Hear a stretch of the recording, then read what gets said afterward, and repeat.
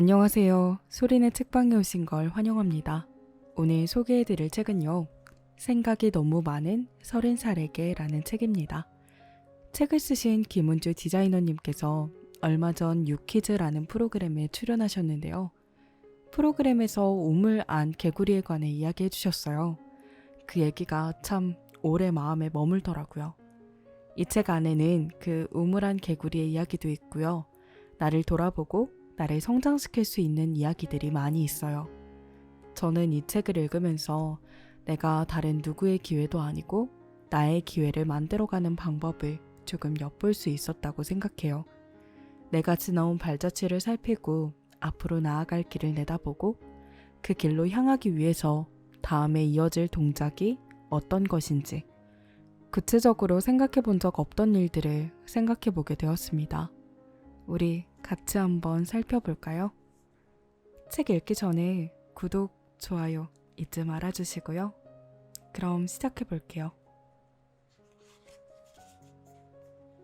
첫 번째 글은 멈춰야 할 때 멈출 수 있는 용기가 필요하다 라는 글입니다.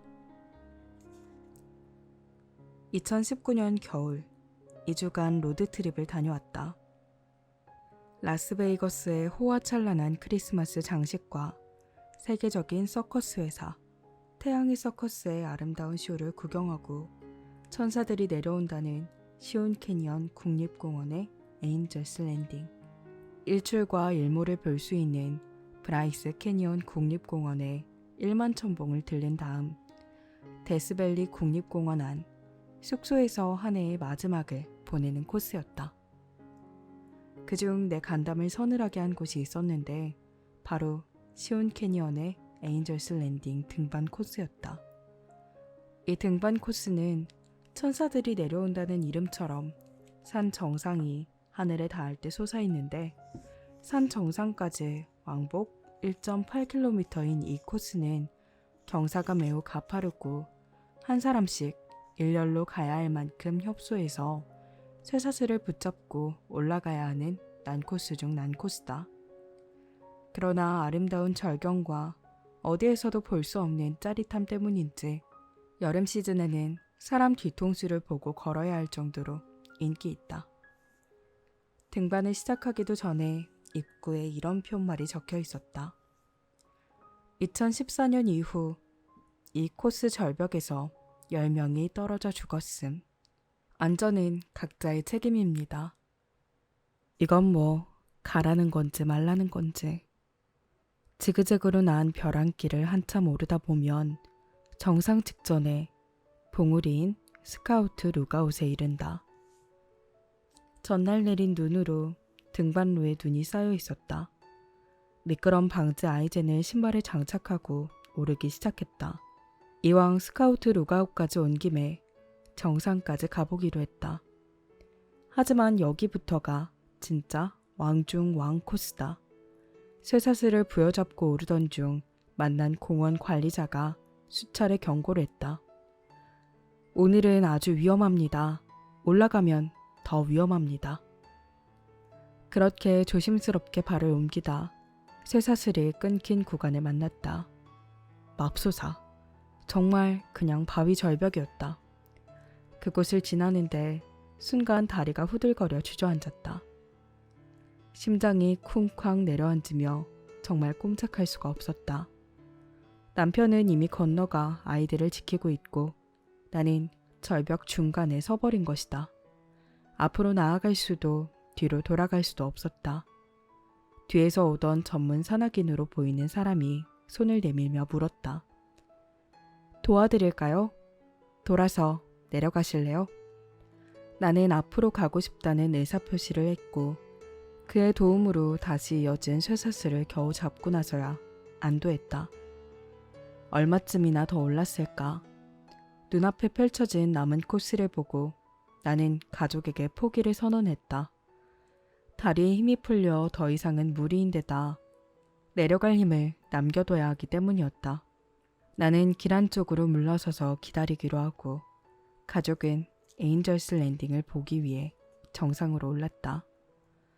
겨울인데다 바람도 불고 눈까지 온 에인절스 랜딩을 찾는 사람은 많지 않았다. 그렇게 한동안 기다리고 있는데 정상을 만끽하고 내려오는 등산객이 넌 왜 여기 혼자 있니? 라는 눈빛으로 말을 걸어왔다. 나는 더는 못 갈 것 같아 포기하고 올라간 가족을 기다리는 중이라고 말했다. 오늘은 이 정도만 하려고요. 더 이상은 무리예요. 그러자 그녀가 경쾌하게 응수했다. 괜찮아요. 할 수 있는 만큼만 하면 되죠. 멈춰야 할 때 멈출 수 있는 용기가 필요하다.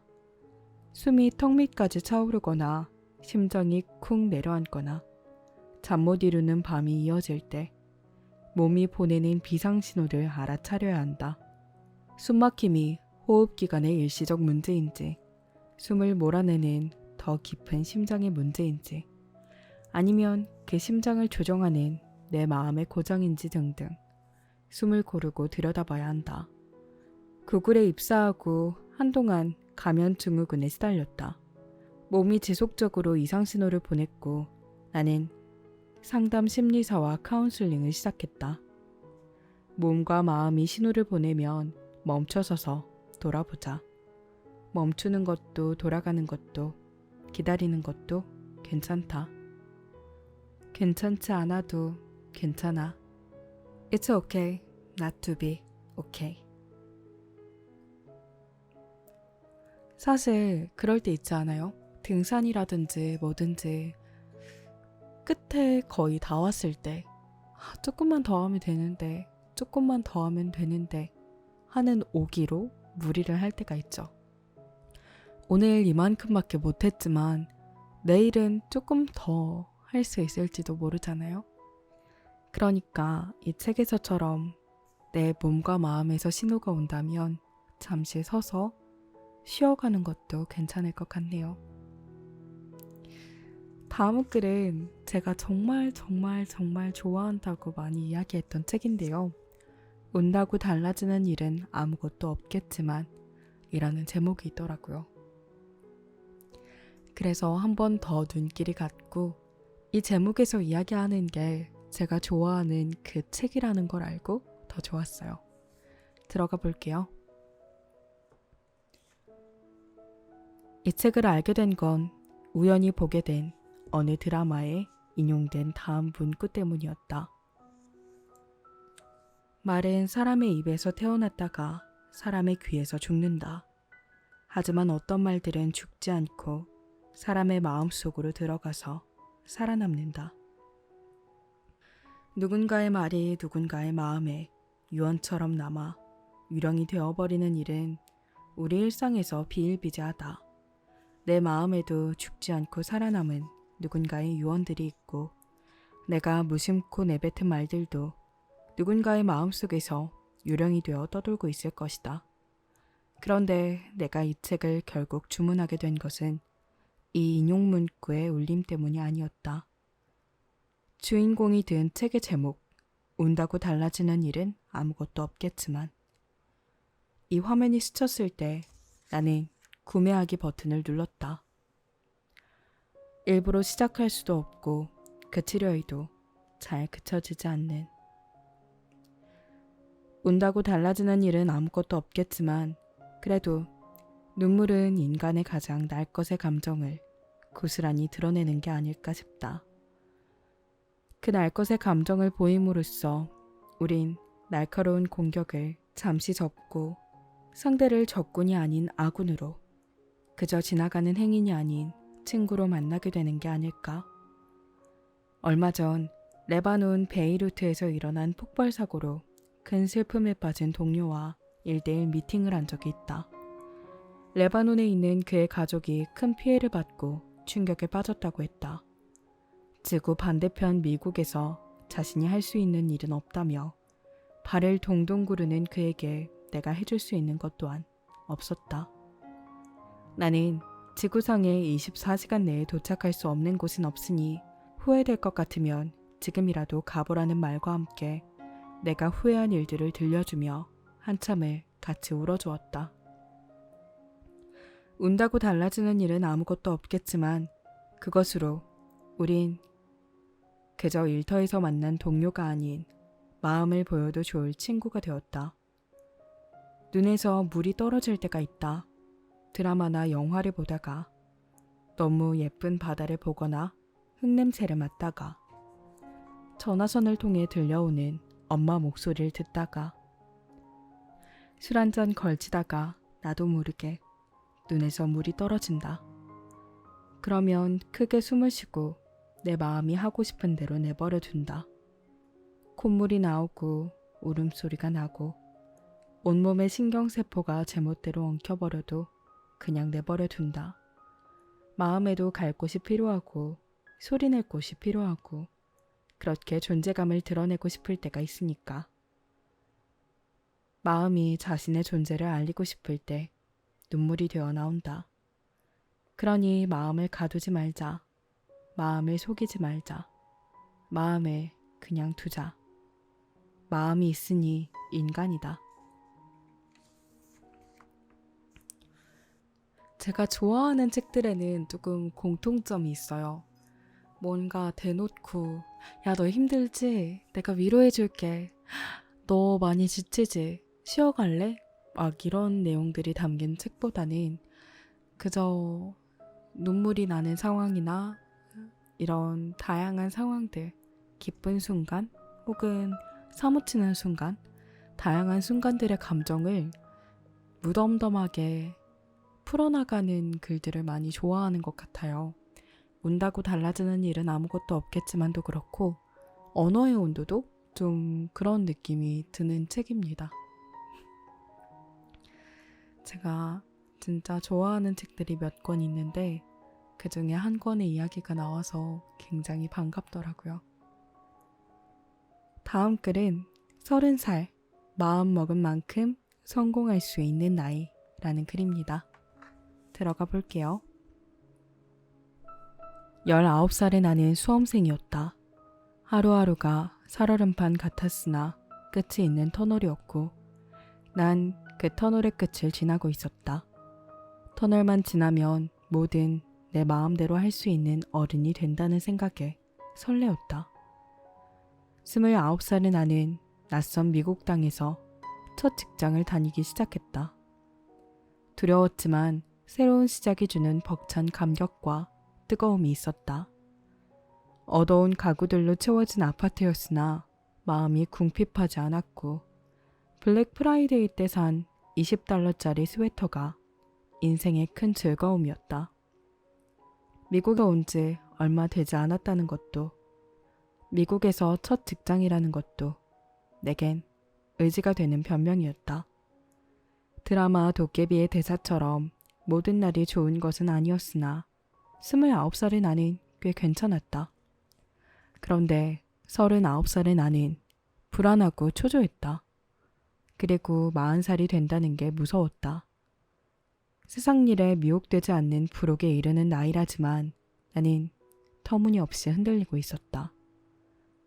20, 30대로 분류되는 청년층이 아니라 빼도 박도 못하는 40, 50대 중년이 된다는 걸 받아들이기 힘들었다. 아름다운 청춘 시절이 저물고 이제 뒷방으로 밀려날 일만 남았다는 생각이 엄습했다. 나이만의 문제는 아니었다. 쌍둥이 육아 전쟁을 치른 후 아이들을 유치원에 넣고 정신을 차려보니 어느새 39살이 되어 있었다. 20대의 나는 새로운 틀과 기술을 누구보다 먼저 익히는 실력을 갖추고 있었다. 30대 중반까지만 해도 나는 나에 대한 자신이 있었다. 그런데 39살의 내 모습은 어정쩡했다. 후배들의 실력은 출중했고 앞으로 내가 도달해야 할 레벨을 보면 도무지 엄두가 나지 않았다. 난 여기까지인가 하는 생각으로 우울한 39의 해를 보내고 있었다. 그러다 홍님을 만났다. 그 당시 홍님의 나이는 77 정도인 것으로 기억한다. 홍님은 매우 부지런하고 현명하고 열린 사고를 하는 분이었다. 내 고민을 가만히 들은 홍님은 이렇게 말했다. 60살에 은퇴했을 땐 충분히 했다고 생각했지. 그러니 이젠 내려놓고 쉴 때도 되었다고 생각했어. 지금 생각하니 60대는 기운이 펄펄 나는 나이라는 생각이 들어 만약 10년만 젊어져 다시 60대로 돌아간다면 나는 뭐든 새롭게 시작해 볼 것 같아. 40대는 직장 생활에 꽂히지. 20대는 뭘 잘 모르고 30대는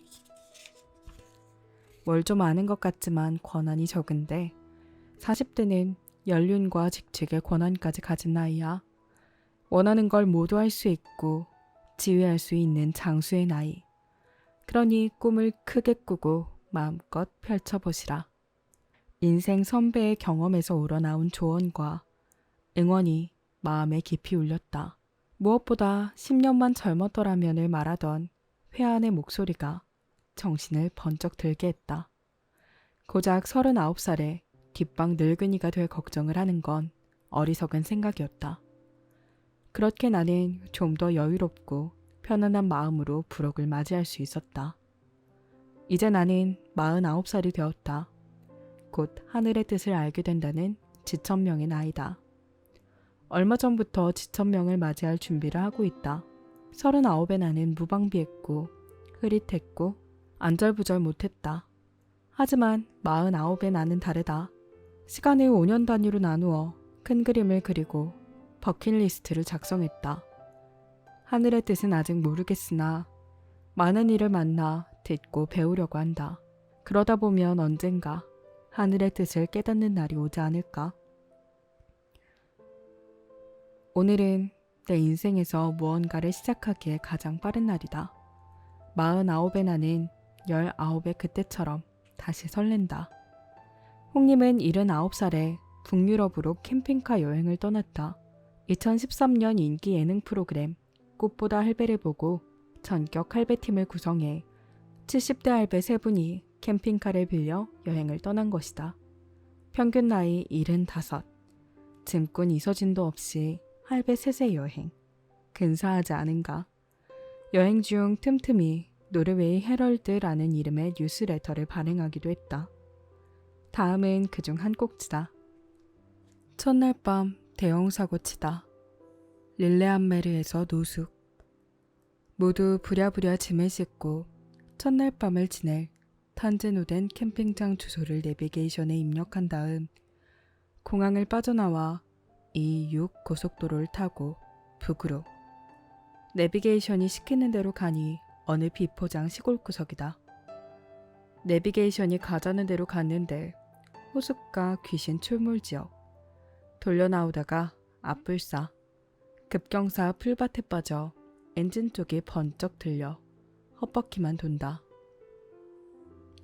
시간은 밤 9시. 인적은 없고 추워지긴 하고 문자 그대로 사색. 윗동네로 가서 어느 집 문을 두드리니 아줌마가 나온다. 사정사정해서 온 동네 사람들에게 전화를 돌려보는데 트랙터를 타고 와서 꺼내주겠다는 사람이 하나도 없다고. 천신만고 끝에 1시간 넘겨 한 아저씨가 트랙터를 몰고 와 간신히 끌어내니 땅거미. 밤 10시 30분. 어디로 간다 이 밤중에. 어쩔 수 없다. 100km 떨어진 릴레암메르.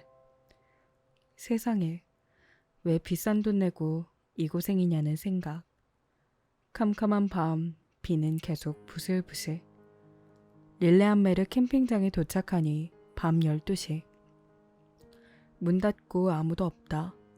하는 수 없이 사무실 앞에 차를 세우고 밥이고 뭐고 그냥 눕기로. 내일 일은 내일 생각. 너무 멋지지 않은가?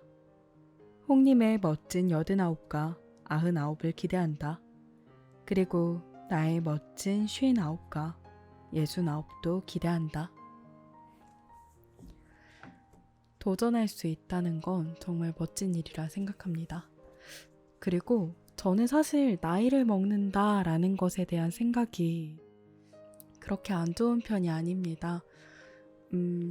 이게 이제 많은 분들이 네가 아직 어려서 그런다 라는 말로 이야기하시는데 저는 더 나이를 먹어도 나이 먹는 일이 두려운 일이 아니라 그냥 내가 살아온 나이테가 하나 더 생기는구나 라는 생각으로 나아갈 수 있었으면 좋겠다 라고 생각해요.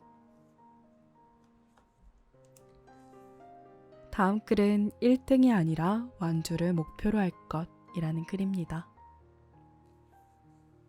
재택근무 기간이 길어지면서 운동량이 현저히 줄어들었다. 러닝머신이 거실에 있는데도 이런저런 핑계로 움직이길 게을리했더니 몸이 둔해지고 체력이 급격히 떨어지는 게 느껴진다. 산을 오를 때는 내가 가진 체력의 한계를 잘 알고 분배해야 한다. 정상에 오르겠다는 측으로 힘을 다 써버렸다가는 내려올 기운이 없어 주저앉아야 한다. 민폐 중 민폐다. 특히 혼자 오를 때는 더더욱 나 자신의 한계를 감지하면서 돌아갈 타이밍을 정해야 한다. 대학교 신입생 시절 봄 축제 때 3학년 선배들의 장사를 도왔다. 흰 면 티셔츠에 실크 스크린으로 염색을 해서 팔았는데 신입생인 내 눈엔 그 염색 티셔츠가 마술처럼 신기했다. 디자인학과 여학생들이 만든 제법 고급스러운 그래픽 면 티셔츠는 불티나게 팔렸다. 그날의 대박 매진을 축하하는 뒤풀이가 막걸리 집에서 열렸다. 난생 처음 마셔본 막걸리가 달달했다. 그게 문제였다. 난 내 주량도 모르고 술에 취하면 어떻게 되는지도 모르는 채 선배들이 따라주는 막걸리를 겁도 없이 계속 받아 마셨다. 그러다 머리가 빙빙 돌고 소리가 윙윙거리고 생각이 가물가물해지려는 찰나 두 발로 집에 안전하게 들어가야 한다는 생각이 불현듯 스쳤다. 작은 오빠에게 전화를 걸어 내 위치를 알리고 구조 요청을 했다. 나를 본 오빠의 한마디를 듣고는 필름이 끊어져 버렸다. 짜샤, 네가 드디어 인간이 되는구나.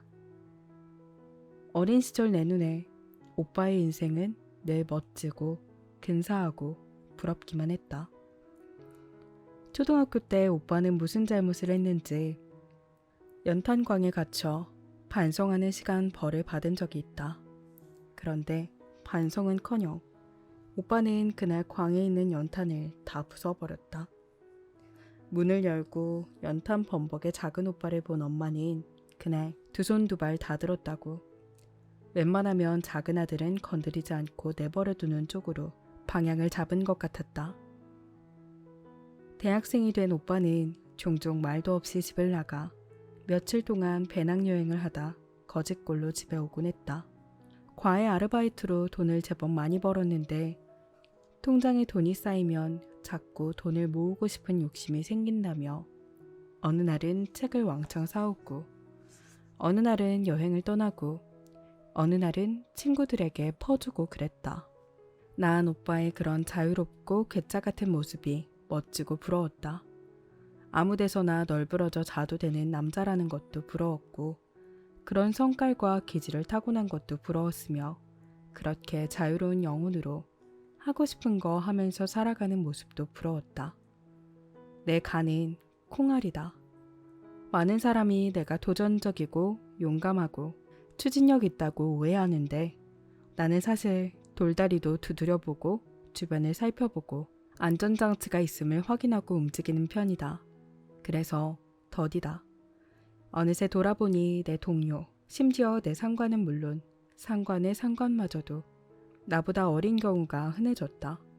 30대 후반부터는 조급증이 생겼으나 내 속도로는 이게 최선이다. 얼마나 더 오래 현역으로 디자인 일을 할 수 있을까 조바심이 들던 40대 중반쯤에 30년 이상 메릴랜드 대학교에서 접근성 분야를 연구하던 그레그 밴더 헤이든 교수님의 강연을 들을 기회가 생겼다.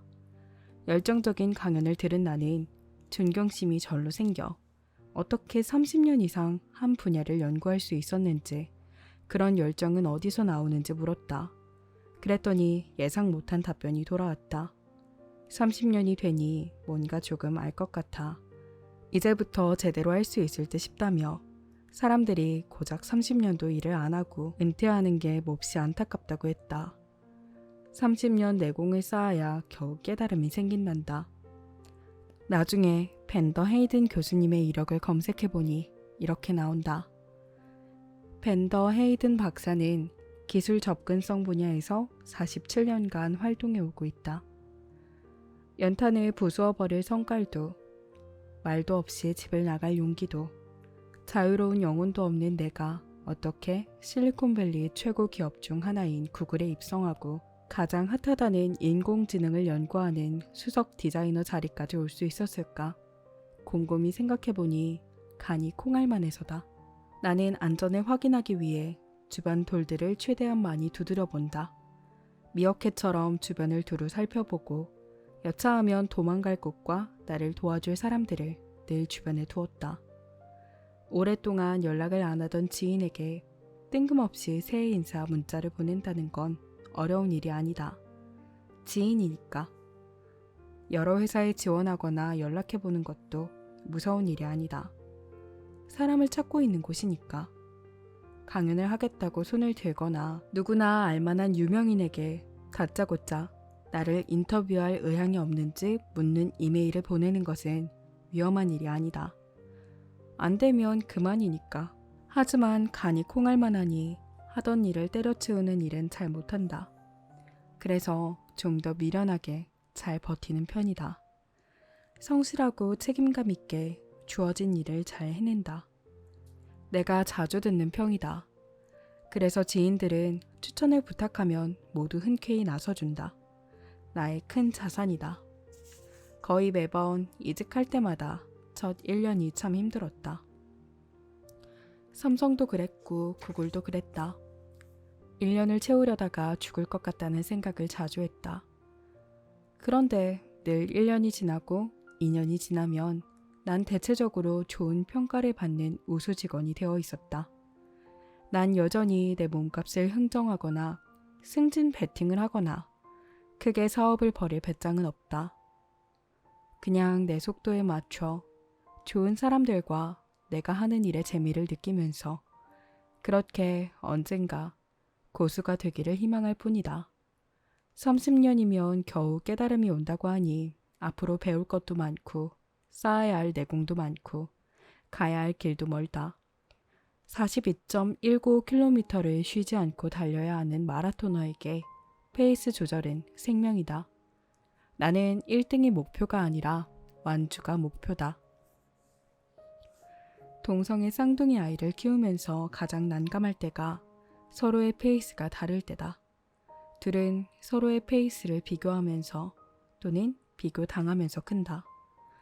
함께 다니던 수영교실에서 한 아이만 수행평가를 통과해서 통과하지 못한 아이가 상처를 받고 포기해버린 일도 있었다. 태어날 때부터 비교 대상이 있으니 어쩔 수 없이 나만의 절대 속도가 아닌 상대의 속도를 의식해야만 하는 인생이 되었다. 부디 아이들이 각자의 속도계대로 비교에 휘말리지 않고 컸으면 하는 바람이다.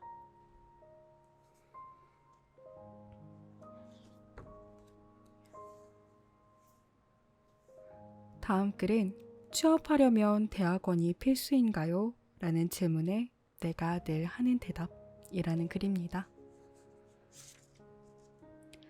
대학원이 취업의 필수인가요? 라는 질문을 자주 받는데 내 대답은 노다. 지금은 그 어느 때보다 개개인의 능력이 중요한 시대다. 학교 졸업장이 밥 먹여주던 시대는 지났다. 물론 지원 요건에 석사학위 소유자라는 항목이 있다면 당연히 고려해야겠지만 단지 이력서에 한 줄 보태려는 게 목적이라면 무모한 투자라고 생각한다. 나에게 미국 대학원 기간이 커리어의 자양분이 된 것은 다음과 같은 이유 때문이었다. 첫째, 네트워크. 대학원에서 쌓은 인맥이 경력을 발전시켜 나가는데 큰 도움이 되었다. 모토로라와 구글 지원 시 대학원 때 인연을 맺은 친구의 도움을 받았다. 둘째, 전문성 키우기. 석사를 영어로 마스터라고 한다. 석사 과정은 단어의 뜻처럼 어떤 것을 마스터하기 위해 가는 것이다. 그래서 내가 부족한 부분이 무엇인지, 대학원 과정을 통해 무엇을 채우고 싶은지, 그것이 앞으로 커리어에 어떻게 쓰일지 목표가 뚜렷해야 한다. 나는 3가지를 채우고 싶었는데 비즈니스 전문성, 인간에 대한 이해, 디자인 커뮤니케이션 능력이었다. 한국에서 3년 동안 일하며 고구마 먹은 듯 답답하던 부분에 대한 해답을 찾고 싶었다. 셋째, 미국 사회 정착. 학생 비자로 재학 중에 1, 2년 제한된 기간에 취업 허가를 받을 수 있다. 외국인 직원을 고용하려면 취업 비자 보증의 부담을 안아야 하는 기업 입장에서는 보증 없이 고용할 수 있기 때문에 부담이 훨씬 덜하다. 내가 입학한 IIT 디자인 대학원은 체계적인 인간 중심 디자인을 교육하는 곳이다. 예술과 기술의 통합을 목표로 1919년 독일에서 설립되었다가 1933년 나치에 의해 해체된 예술학교 바우하우스의 정신을 이어가고자 1937년 10월 모호 이너즈가 시카고의 뉴 바우하우스라는 이름으로 설립했다. 모호 이너즈가 작고한 후 1952년 IIT에 편입되었다. 한마디로 바우하우스 디자인 철학과 정신을 잇는 역사와 전통을 자랑하는 명문 디자인 대학원이다. 학교의 목표가 디자인을 깊이 연구하고 산업사회의 디자인 리더들을 배출해내는 데 있기 때문에 학사과정 없이 석 박사 과정만 있다. 학교의 명성답게 밤을 새워도 따라가기 벅찼다. 전체 이수학점을 채우려면 적어도 한 학기에 12에서 13과목을 들어야 했고 필수 기본 과목인 온갖 비즈니스 수업은 머리를 팽팽 돌게 했다. 비즈니스 케이스 스터디와 기획 방법론은 따라가기 힘들었고 디자인 컨셉트를 제출하면 투자는 어디서 끌어올 거냐는 질문에 답을 해야 했다. 매 수업 시간에 발표를 시키던 교수님이 있었는데 커다란 타이머를 항상 들고 왔다. 발표 시간은 늘 3분이었다. 3분 안에 설득할 수 없는 아이디어는 갖다 버리라는 게 교수님의 이야기였다. 가장 어려운 건 팀 작업이었다. 개인 작업은 망치더라도 나 혼자 망하면 되는데 팀 작업은 팀의 민폐가 되면 안 된다는 생각 때문에 악착같이 보조를 맞추었다. 그중 나에게 문화 충격으로 다가온 부분은 팀원 평가였다. 기말 과제가 끝난 후에 교수님이 팀원들 평가를 하라며 평가서를 돌렸다. 거기엔 다음과 같은 문항이 있었다. 당신이 기업 대표라면 A를 채용하겠는가? 팀 프로젝트로 10만 달러를 벌었다면 멤버들에게 얼마씩 나눠주겠는가? 시간땀이 흘렀다. 작업 내내 버벅대던 나를 과연 몇 명이나 채용하겠다고 할지 자신이 없었기 때문이다. 작업 과정을 구체적으로 돌아보며 금액 분배를 고민하다 보니 각 멤버의 기여도에 대해 더 실체적으로 생각할 수밖에 없었다. 이렇게 냉정하게 평가가 이루어진다는 점이 매우 놀랍고 충격적이었다. 미국 대학교는 여름방학이 3개월이다. 많은 학생이 3개월 동안 일을 해서 돈을 번다. 그중 돈을 가장 많이 주는 좋은 자리는 단연 대기업 인턴 자리다. 나 또한 일을 해서 등록금을 마련해야 했다. 그런데 문제가 생겼다. 외국인 학생 비자로 학교 밖에서 취업을 하려면 CPT라는 일종의 취업 허가를 받아야 하는데 학생 비자로 1년이 지난 사람에게만 신청 자격이 있었다. 나는 고작 한 학기를 끝내고 맞는 여름방학이었기 때문에 해당이 안 되었다. 3개월 동안 아무것도 하지 못하고 시간만 보내게 되어 난감하던 차에 비주얼 랭귀지라는 디자인 연간지 편집장을 맡고 있던 샤론 교수님이 여름방학 동안 2000년호 편집 디자인을 해줄 프리랜서 디자이너를 찾고 있다는 소식을 들었다. 절호의 기회였다. 학생 비자로 학교에서 일을 하는 건 특별한 허가 없이도 가능했기 때문이다. 나는 얼른 대학 시절 디자인들을 꺼내 편집 디자인에 어울리는 포트폴리오를 만들어 교수님을 찾아가서 내가 하겠노라고 했다. 그렇게 대학원 첫 학기 여름방학 3개월을 학교로 출근하며 파트타임 계약직 디자이너로 돈을 벌 수 있었다. 나의 필요를 소문내면 의외로 주변에서 도와주는 사람들이 나타난다. 혼자 끙끙 앓면 병난다. 말이라도 해보자. 방학 기간 중 학교로 매일 출근하면서 친해진 사람이 있었다. 학교 시스템을 관리하는 IT 매니저, 알런이었다. 성격이 까칠하고 퉁명스러워서 학생 대부분 알런을 어려워했다. 텅 빈 학교에서 매일 얼굴을 보고 인사를 하니 자연스럽게 친해졌다. 어느 날 커피를 마시며 학교 인트라넷이 너무 오래되고 사용하기 불편하다는 이야기를 했는데 알런은 그러지 않아도 업데이트가 필요한 시점이었다며 나에게 디자인을 해보라고 제안했다. 그리하여 나는 샤론 교수님의 연간지 편집 디자인을 돕는 일과 학교 인트라넷 시스템을 개편하는 두 가지 일을 동시에 하게 되었다. 학교 풀타임 잡이다. 이게 웬 떡. 학교 인트라넷은 소소하게 업데이트가 필요한 일들이 생겨서 학기 중에도 그때그때 일을 하고 돈을 받았다. 2001년 두 번째 여름방학 때는 CPT 자격이 생겨 미국 기업에 지원할 수 있었다. 그 당시에 IIT 디자인 대학원생을 채용하기 위해 여러 회사가 캠퍼스에 방문했다. 나는 수업 과제를 후원한 제너럴 모터스와 시카고 근교에 본사가 있는 맥도날드로부터 여름 인턴 오퍼를 받아놓은 상태였다. 그런데 내가 정작 가고 싶은 곳은 마이크로소프트였다.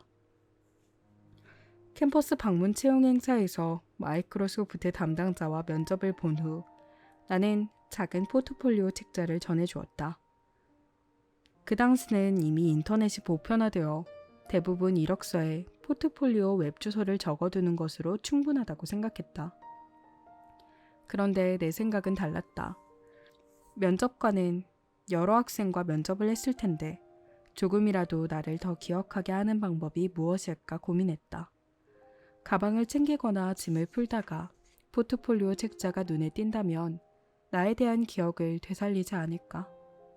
혹시 귀찮아서 책자를 버린다 한들 손해볼 것도 없는 일이었다. 나의 인생 철학 아님 말고의 태도. 며칠 후 나는 마이크로소프트의 시애틀 본사로부터 여름 인턴 채용 제안을 받았다. 합격이다. 인턴인데도 보수와 혜택이 좋았다. 2001년 당시 월급이 $3,500였고 2주 비용과 호텔, 차량, 의료보험 등이 제공되었다. 그리하여 나는 당당히 내 힘으로 마련한 등록금으로 대학원을 졸업할 수 있었다.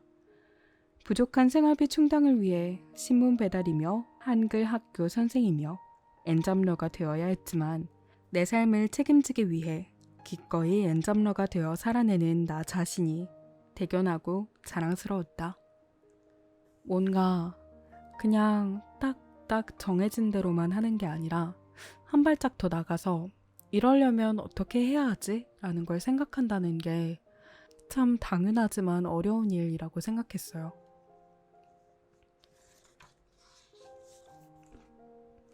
마지막으로 에필로그, 포기하지 않고 걷다 보면 언젠가는 다다른다입니다. 2019년 겨울에 2주간 로드트립을 했다. 코로나 사태가 아니었다면 올해도 어딘가를 여행하고 있을 텐데 하는 아쉬움으로 여행 사진과 노트들을 꺼내보았다. 다음은 2019년 12월 25일에 시온 캐니언에서 쓴 글이다. 시온 캐니언에서 맞은 화이트 크리스마스. 황홀한 광경과 압도되는 풍경. 겹겹이 지층과 절벽과 폭포와 하늘에서 떨어지는 눈 꽃송이. 마치 이 세상 공간이 아닌 것만 같은 찰나의 감격. 땅을 내려다보며 걷다 보면 내가 여길 왜 왔는지 싶고 정상을 올려다보면 저 길 언제 올라가나 싶다. 그러다 갑자기 멈춰서서 눈을 들고 보면 놀라운 풍경이 펼쳐져 있고 뒤를 돌아보면 어느새 훌쩍 올라와 있다. 질척이고 가파르고 그게 그거 같은 길. 멈추지 않고 걷다 보면 언젠가는 다다른다. 때론 우연히 만난 사람들과 인사를 나누고 때론 먼저 가라고 비켜주고 때론 혼자 서서 숨을 고른다. 포기하지 않고 걷다 보면 언젠가는 다다른다.